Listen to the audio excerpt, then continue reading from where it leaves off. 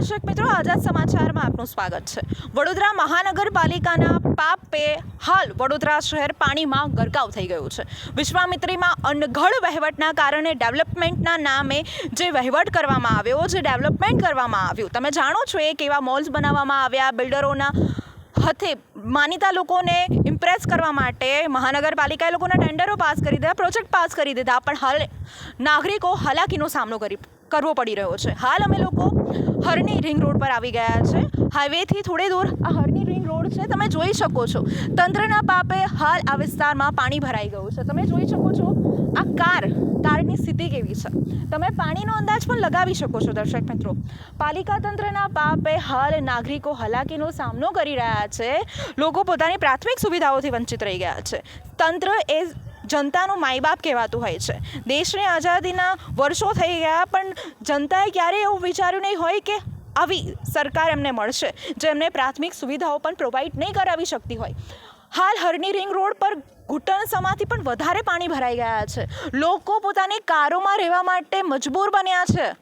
તમે જોઈ શકો છો હાલ એક કાર કેવી સ્થિતિમાં છે, એટલે તમે અંદાજો લગાવી શકો છો। લોકો કરોડોના ખર્ચે અહીંયા ફ્લેટ ખરીદે છે, કેમ? શાંતિથી રહેવા માટે, ને તંત્રના પાપે લોકોને હાલાકીનો સામનો કરવો પડી રહ્યો છે, લોકોના પૈસા પાણીમાં ડૂબી રહ્યા છે। નોનસેન્સ પાલિકા તંત્રના કારણે, એમના અનઘડ વહીવટના કારણે, એમના ભ્રષ્ટાચારના કારણે હાલ વડોદરાના નાગરિકો મજબૂર બન્યા છે પોતાની કારમાં રહેવા માટે। કેમ? એ લોકો ટેક્સ શું કારમાં રહેવા માટે ભરે છે? એ લોકો ટેક્સ શું આટલા પાણી માટે ભરે છે? સૌથી મોટા સવાલો ઊભા થાય છે મહાનગરપાલિકા પર। હાલ મેયર પિંકીબેન સોની તો એમનો ફોન સ્વિચ ઓફ કરીને બેસી ગયા છે।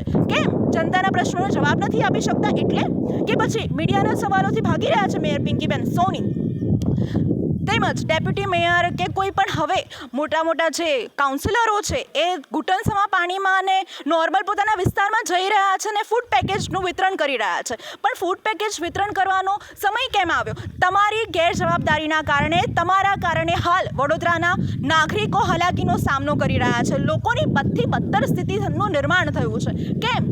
લોકો અહીંયા જોઈ શકો છો દર્શક મિત્રો, લોકો પોતાની કારો ઊભી કરીને બેસી ગયા છે, લોકો પોતાની જીવન જરૂરિયાતની વસ્તુઓ પોતાની કારમાં રાખી રહ્યા છે। ટ્રેક્ટરોના કારણે વડોદરા મહાનગરપાલિકાના ટ્રેક્ટરો નથી ફરતા, અહીંયા લોકોના પ્રાઇવેટ ટ્રેક્ટરો ફરી રહ્યા છે અહીંયા, અને જેના કારણે લોકો રાહત બચાવ કાર્ય કરી રહ્યા છે। વડોદરા મહાનગરપાલિકાનું તંત્ર તો જાણે નિંદ્રામાં છે, હજી વરસાદ એમનો નિંદ્રા ઉઘાડી નથી શકતી, એટલે તો મેયર પિંકીબેન સોનીનો ફોન સ્વિચ ઓફ આવી રહ્યો છે। કેમ?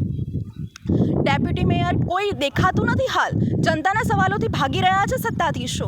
વડોદરા મહાનગરપાલિકાના કારણે જ હાલ નાગરિકોનો હાલાકીનો સામનો કરવો પડી રહ્યો છે, લોકો સંપર્ક વિહોણા બની ગયા છે।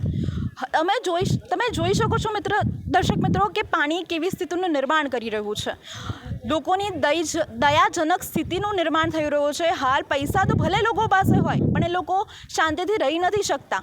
વડોદરા શહેરમાં વિશ્વામિત્રીના પાણી ઓવરફ્લો થઈ ગયા છે, જેના કારણે મગરોનો પણ ભય છે, લોકોને સાપનો પણ ભય રહેતો હોય છે। સોશિયલ મીડિયા પર અનેક મગરોના તમે દ્રશ્યો જોયા હશે, પણ હવે મહાનગરપાલિકાએ જાગવું જોઈએ અને વડોદરાની જનતા પર થોડી દયા કરવી જોઈએ, કામગીરી કરવી જોઈએ। નિશા રાજન, આઝાદ ન્યૂઝ।